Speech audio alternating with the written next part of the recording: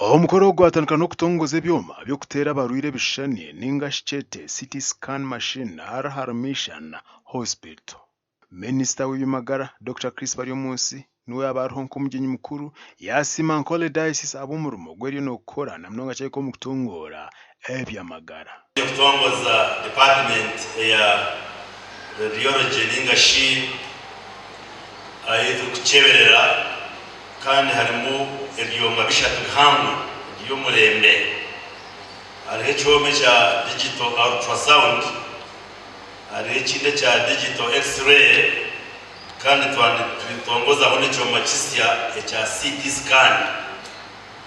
Ebi n'ebyoma ebitukozesa nk'abashaho okumulika omunda yawe tukamanya ebirimu rero tuketegereza engwara eyogwire. Special programs, especially in eye, like retinoblastoma cancer, where we treat more than 90% of the patients of eye cancer in Uganda. You have to make sure that you use your head. Avoid a cut.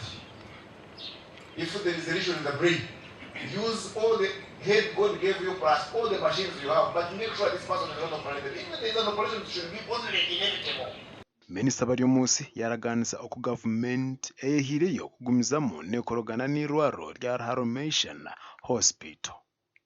Barimo kutongoza ebyoma ebi habaho okushaba okwabamu n'okusima kwa Bishop Sheldon Mwesigwa, Bishop wa Busoga Diocese niwe yabura. Bishop Sheldon has laid a strong foundation. Umurembe Sheldon ayombekera obusinge buhami Together with all of you. kandi akwatanisa nimwe mwena. And now we have a duty to protect and build upon it for the future. Bwena hatumwinde obujunaanizibwa bw'okurema omwareeta gy'omusingi ogu aha bwanyensya. Tough-minded, tender-hearted, kugira omutima gw'okukunda abantu. Okakanira okubafaamu, ab'okuba abantu n'ijjo kumwene wabaleka ebintu nebishoba kandi biyoke. Omutumwa wa Bishop Sheldon Mwesigwa yasima abakristaayo abo kumukwasa omurimo gw'okuheereza Ruhanga. Omugandi twagaruka akanisa yambare erikushangwa omu buriisa bwa St. Peter Kagarama obusaba Deacon ni Kabingo obureebezi ninkore okwo abakristaayo bayo basima omuburizi wabo Provius atuhire abo kubaheereza gye.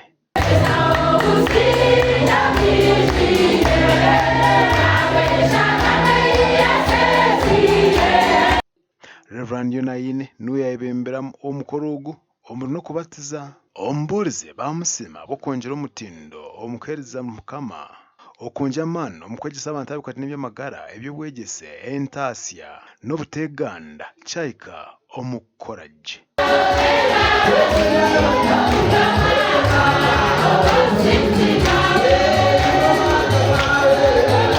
Kandi omuntu wakora gye naazimurwa ahabw'okuba n'ebya Kaini na Abeli omu kutandika Ruhanga akabaasa kusiima Kaini ahabw'ebi yabazize kuba naheereza kandi kyayoreka ngu omuntu okusiimwa nikiba kikiri. Yambare neshangwa omu Kyandera aho ishomero rya Kyandera eby'ishomero eryo kandi torekyerero kugira ngu abaana boona baze omu mashomero obundi eby'obwegyese turiyo munonga n'ensi y'enyuma mbwenu ekyaro ky'amaani munonga kugira ngu obundi obwegyese tubaasa kushanga n'okusinziira aha kugira ngu obwegyese buri omutaha